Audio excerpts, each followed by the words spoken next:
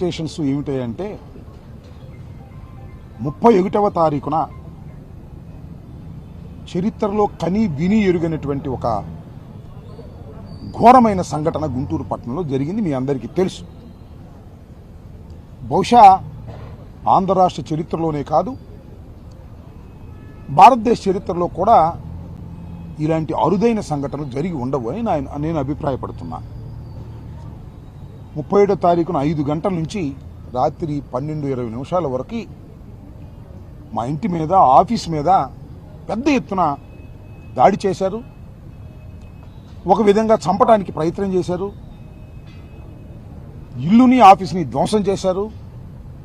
నా ప్రాపర్టీస్ అన్నింటినీ కూడా, కార్లు, అక్కడ ఉన్న ఫర్నిచర్ అంతా ధ్వంసం చేసేటటువంటి కార్యక్రమం చేశారు. 7:20 పాటు విధ్వంసాన్ని సృష్టించారు. ఆ తర్వాత నన్ను అరెస్ట్ చేశారు, జైలుకి పంపించారు. 18 రోజుల తర్వాత న్యాయస్థానాల తీర్పుతో నేను బయటకు రావటం జరిగింది. ఆ తర్వాత నా ఇంటి మీద జరిగినటువంటి దాడి ప్రపంచమంతా చూసినా కూడా police has not taken any action. చాలా దురదృష్టం. అది భారతదేశ చరిత్రలోనే చాలా దురదృష్టం. నేను కంప్లైంట్ ఇచ్చేంత వరకు అసలు యాక్షన్కి వెళ్ళలేదు, కేసు కూడా రిజిస్టర్ చేయలేదు. జనరల్గా పోలీసులు ఏం చేయాలంటే, ఒక సంఘటన జరిగితే సూమోటివ్గా కేసు బుక్ చేయాలి. నా ఇంటి మీద 31వ తారీఖున జరిగినటువంటి దాడి కానీ, సంఘటన కానీ, police has not registered even a case. 1వ తారీఖున నన్ను కోర్టులో ప్రొడ్యూస్ చేసిన తర్వాత కోర్టు వారి యొక్క అనుమతితో నా లీగల్ అడ్వైజర్ చెప్తే కంప్లైంట్ రాసి సంతకం పెడితే ఆ కంప్లైంట్ తీసుకెళ్ళిస్తే 2వ తారీఖున కేసు బుక్ చేశారు. ఎవరి మీద? నా ఇంటి మీద దాడి చేసిన వారి మీద. నేను ఇచ్చిన కంప్లైంట్ను పురస్కరించుకొని అప్పుడు దాకా ఆగాల్సిన అవసరం లేదు. Police has to register a case సూమోటివ్. చేయలే అంటే ఇట్ సీమ్స్ పోలీసులు, తెలుగుదేశం వారు కుమ్మక్కై నా మీద దాడి చేశారు అనేటువంటి భావన కలిగే విధంగా ప్రవర్తించారు. సరే, కేసు రిజిస్టర్ చేశారు. ఏం కేసు రిజిస్టర్ చేశారో తెలుసా? అందరికీ అర్థమయ్యే విధంగా చెప్తాను. 127 class 2, 189 class 2, 324 class 4, 329 class 4, 351 class 2 read with 190 BNS. All are below 7 years. మీకు తెలుసు కదా, 7 years లోపుగా శిక్ష పడే అవకాశం ఉన్నటువంటి కేసుల్లో పోలీసు వారే బెయిల్ ఇచ్చి పంపించవచ్చు. ఇది చట్టం. అందువల్ల ఈ కేసులు మాత్రమే రిజిస్టర్ చేసి వాళ్ళందరూ బెయిల్ ఇచ్చి పంపిస్తారు. ఇంకో విషయం చెప్పనా మీకు, నా మీద కూడా ఇదే కేసులు. All are 7 years below. నాకు మాత్రం బెయిల్ ఇవ్వాలి పోలీసు వారు. కోర్టులో ప్రొడ్యూస్ చేశారు. కోర్టు వారు రిమాండ్కి పంపారు. ఎంత పక్షపాత ధోరణితో పోలీసు వ్యవస్థ పనిచేస్తుంది అని చెప్పడానికి ఇది ఒక ఉదాహరణ. వాస్తవంగా నేను ఇచ్చిన కంప్లైంట్లోని సారాంశాన్ని మీకు ఒకసారి వినిపిస్తా. ఇది చాలా ఇంపార్టెంట్ కేసు అవుతుంది. రాష్ట్రంలోనే చరిత్రలోనే ఇంపార్టెంట్ కేసు కాబోతుంది. దీన్ని పోలీసు వారు యాక్షన్ తీసుకోకపోతే, చట్టం తన పని తాను ఇక్కడ చేయకపోతే, హైకోర్టు, సుప్రీంకోర్టు కూడా వెళ్ళి దీనిలో లాజికల్గా పోలీసు వారు చేసినటువంటి అఘాయిత్యాల గురించి, తెలుగుదేశం వాళ్ళు చేసినటువంటి అఘాయిత్యాల గురించి ప్రపంచానికి తెలియపరిచే విధంగా, డెసిషన్స్ వచ్చే విధంగా కోర్టుల్లో మేము ఫైట్ చేస్తామని కూడా ఈ సందర్భంగా నేను చెప్పదలుచుకున్నా. దీనిలో నేను రాసిన కంప్లైంట్లోని కొన్ని అంశాలు నేను మీకు వినిపించేటటువంటి ప్రయత్నం చేస్తా. చాలా చిన్న అంశాలు మాత్రమే. In view of the seriousness of the offence committed, I must respectfully request you to register an FIR forthwith for all applicable cognizable offences. ఏవైతే కాగ్నిజబుల్ అఫెన్సెస్ అప్లై అవుతాయో వాటన్నిటి మీద మీరు నా ఇంటి మీద జరిగిన దాడి మీద కేసు రిజిస్టర్ చేయండి అని రాశా. దానిలో including offence relating to attempt to murder, నన్ను చంపడానికి ప్రయత్నం చేశారు, అది కూడా పెట్టండి అన్నా. Unlawful assembly, writing with deadly weapons, criminal trespass, wrongful confinement, criminal intimidation and mischief causing damage to property. నా ప్రాపర్టీని డ్యామేజ్ చేశారు, కార్లు పగలగొట్టారు, నా మిత్రుల కార్లు పగలగొట్టారు, ఇల్లు పగలగొట్టారు, ఆఫీస్ పగలగొట్టారు, ఫర్నిచర్ పగలగొట్టారు. వీటన్నిటి మీద damage property against all persons involved.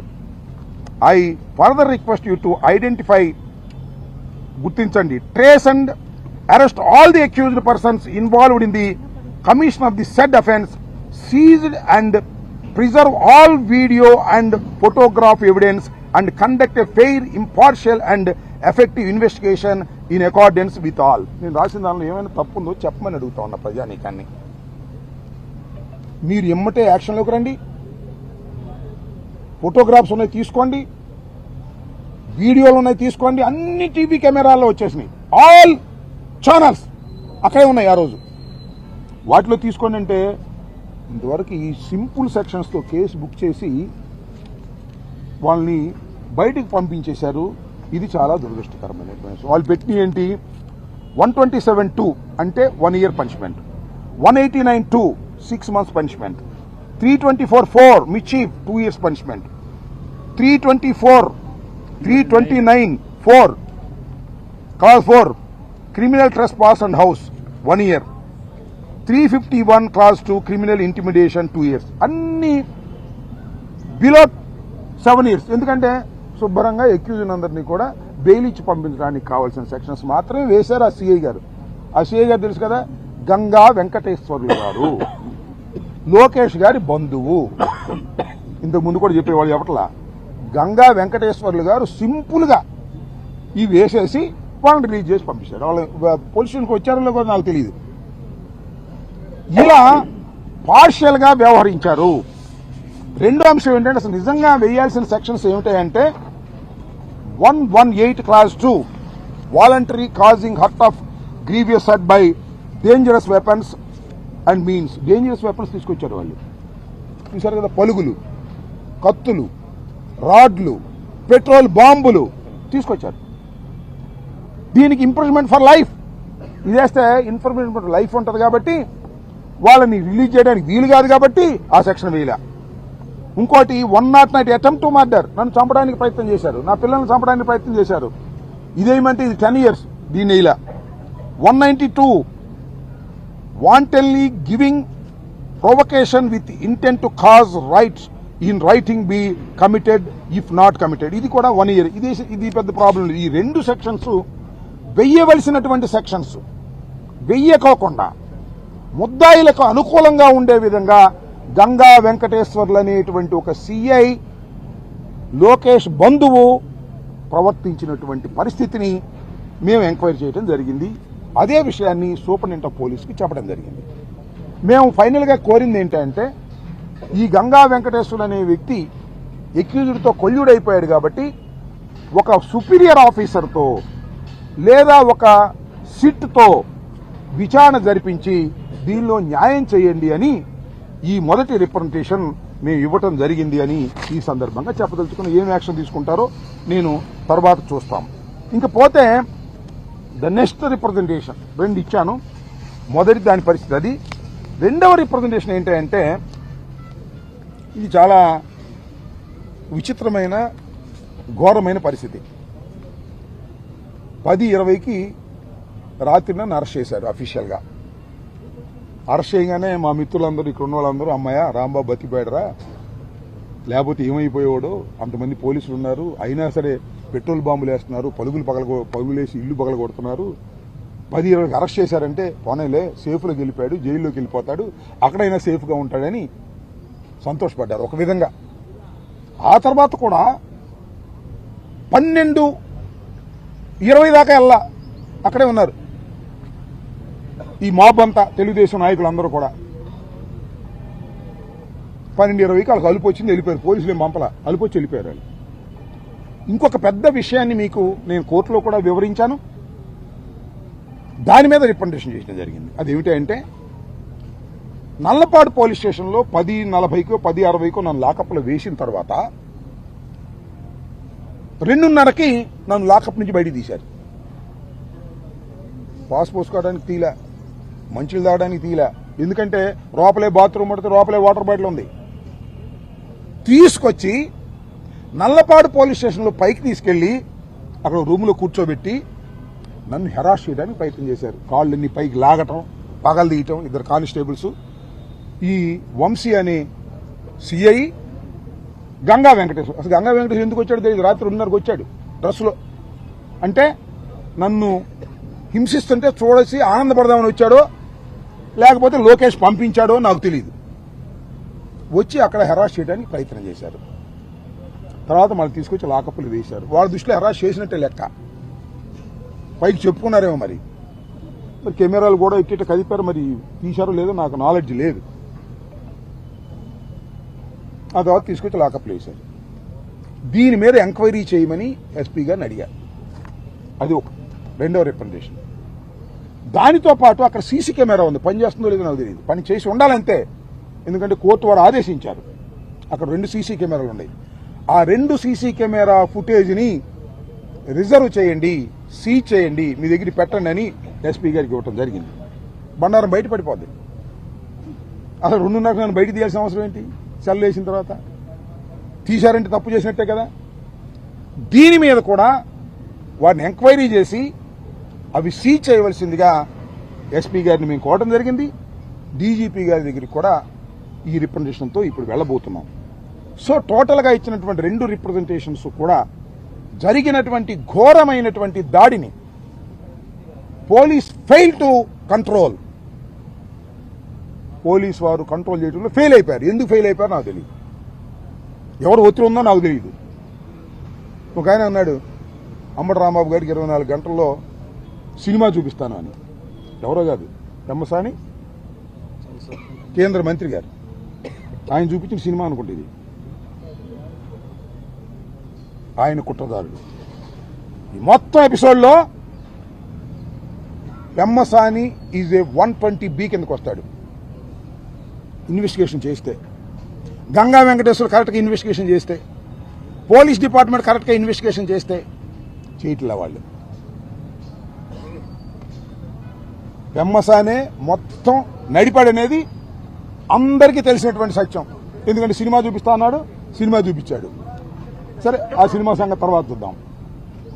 ఖచ్చితంగా ఇన్వెస్టిగేషన్ జరిగితే కేంద్ర మంత్రి పెమ్మసాని 120B కిందకి వస్తాడు. కానీ పోలీసు వారు రక్షించే ప్రయత్నం చేస్తున్నారు. పోలీసు వారు రక్షించే ప్రయత్నం చేసినా వైఎస్ఆర్ కాంగ్రెస్ పార్టీ అంబటి రాంబాబు వదిలిపెట్టడు. గుర్తుపెట్టుకోండి. న్యాయస్థానాలకు వెళ్లి పెమ్మసాని సహితం దీనిలో ఎక్యూజ్డ్ అనే దాన్ని నిరూపించేటటువంటి ప్రయత్నం చేస్తామని కూడా ఈ సందర్భంగా నేను మనవి చేస్తున్నా. ఇంత ఘోరమైనటువంటి ఇన్సిడెంట్స్ ఆవేదనతో చెప్తున్నా నేను. I'm not a factionist. హత్యలు చేయలేదు, హింసను ప్రోత్సహించలేదు. 89 నుంచి రాజకీయాల్లో ఉన్నాను. ఒకసారి రేపల్లిని రిప్రజెంట్ చేశాను, ఒకసారి సత్యనపల్లిని రిప్రజెంట్ చేశాను, మంత్రిగా ఉన్నాను. ఎక్కడ గొడవలని ప్రోత్సహించేటటువంటి మనస్తత్వం కానటువంటి అంబటి రాంబాబు ఇంటి మీద పడి భార్యా బిడ్డల్ని హింసించి, మానసికంగా నన్ను హింసించి, పోలీసులతో కొల్లుడయి ఈ రకంగా చేసిన దానికి మిస్టర్ పెమ్మసాని మూల్యం చెల్లించవలసిందే. గుర్తుపెట్టుకోమని మనం చేస్తున్నాం. నా మీద ఇంత దుర్మార్గమైన దాడి చేసి ఒక వికటాట్టహాసంగా నవ్వుకుంటున్నారు చంద్రబాబు గారు, పెమ్మసాని గారు, లోకేష్ గారు. వీళ్లే నిజంగా ఎక్యూజులు. ఆ వచ్చినంతా చిన్న చిన్న వాళ్ళు. వాళ్ళ గురించి నేను మాట్లాడదలుచుకోవాలా. వాళ్ళ మీద యాక్షన్ లేదు. వాళ్ళకి రక్షణగా వచ్చేస్తుంది పోలీసు, నాకు మాత్రం రక్షణగా రాదు. కాబట్టి ఈ రెండింటినీ ప్రాథమికంగా నేను ఎస్పీ గారికి రిప్రజెంటేషన్స్ ఇవ్వడం జరిగింది. మళ్ళా డీజీపీ గారికి కూడా ఇప్పుడు వెళ్ళిస్తాం. ఆల్రెడీ కోర్టులో 2 రిట్ పిటిషన్స్, ఒక రిట్ పిటిషన్ వేశాం. అదేంటంటే పోలీసు వారు బిలో 7 years సెక్షన్స్ ఉన్నటువంటి నన్ను కోర్టులో ప్రొడ్యూస్ చేయకూడదు, it is a contempt of the court అని already we file in the writ petition. అలాగే మ్యాజిస్ట్రేట్స్ ఎవరైతే లీగల్ ఆఫీసర్స్ ఉన్నారో వారు ఎట్టి పరిస్థితుల్లో నన్ను రిమాండ్కి పంపకూడదు. వాళ్ళు రిమాండ్కి పంపారు కాబట్టి వారి మీద కూడా డిపార్ట్మెంటల్గా యాక్షన్ తీసుకోమని రిజిస్ట్రార్ గారికి ఇవ్వడం జరిగింది. నేను యాతావాత చెప్పదలుచుకున్నది ఏంటంటే ఈ సంఘటన మొత్తంలో పోలీసు వారు మాకు సహకరించకపోతే, ఒకవేళ పోయినా ఇంతవరకు సహకరించలేదు, వాళ్ళకే సహకరించారు.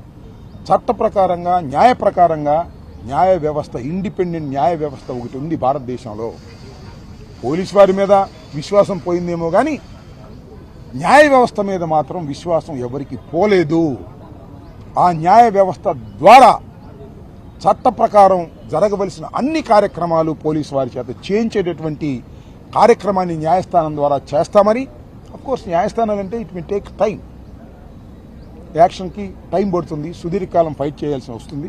సుదీర్ఘకాలం న్యాయస్థానాల్లో ఇఫ్ నెససరీ సుప్రీంకోర్టుకు కూడా వెళ్ళి దీనిలో న్యాయం జరిగే విధంగా, ఇలాంటి సంఘటన జరిగితే ఇలాంటి పరిణామాలుంటాయి అని క్రిమినల్స్కి, దుండగులకి తెలిసే విధంగా న్యాయస్థానాల ద్వారా, ఇప్పుడంటే నేను చెప్పదలుచుకుంది ఏంటంటే పోలీసులు దుండగులు కలిసిన న్యాయ వ్యవస్థ మాత్రం సహించదు అని చెప్పే రీతిలో దీనిలో సారాంశం రావాలనేటువంటి తాపత్రయంతో మేము ప్రయత్నం చేయబోతున్నాం. జగన్మోహన్ రెడ్డి గారి డైరెక్షన్లో అవసరమైతే సుప్రీంకోర్టు కూడా వెళ్లి దీన్ని సాధించే ప్రయత్నం చేస్తామని ఈ సందర్భంగా తెలియపరుస్తూ, ఒక అడుగు కోర్టులో వేశాం, హైకోర్టులో, మరొక అడుగు ఇవాళ రిప్రజెంటేషన్స్ ఇచ్చాం, మళ్ళీ డీజీపీ గారికి ఇస్తాం. తర్వాత మళ్ళా వాళ్ళు యాక్షన్ తీసుకోకపోతే రీజనబుల్ టైంలో we will go to the courts, న్యాయస్థానాలకు వెళ్తాం, హైకోర్టుకు వెళ్తాం, అవసరమైతే సుప్రీంకోర్టు కూడా వెళ్లి దీనిలో న్యాయాన్ని నిగ్గు తేల్చే విధంగా, లాజికల్గా దీనికి ఎండ్ జరిగే విధంగా ప్రయత్నం చేస్తామని మీ ద్వారా రాష్ట్ర ప్రజానీకానికి ఈ సందర్భంగా తెలియపరచనున్నాను. ఒకే ఒక పేరు పెట్టారు, ఇన్ని పేర్లు పెడితే ఒకే ఒక పేరు పెట్టారు, ఎవరి పేరు అండ్ అదర్స్ అని పెట్టారు. ఏమి యాక్షన్ తీసుకెళ్ళి టిల్లో ఎంత దుర్మార్గంగా ఉంది అనేది ప్రజలు తెలుసుకోవాలని కోరుకుంటున్నాను నేను. అంతే, దీనివల్ల ఏమవుద్ది ఏంటంటే తర్వాత విషయం, ప్రజలు దీన్ని తెలుసుకోవాలని నేను కోరుకుంటున్నాను. Please subscribe .news.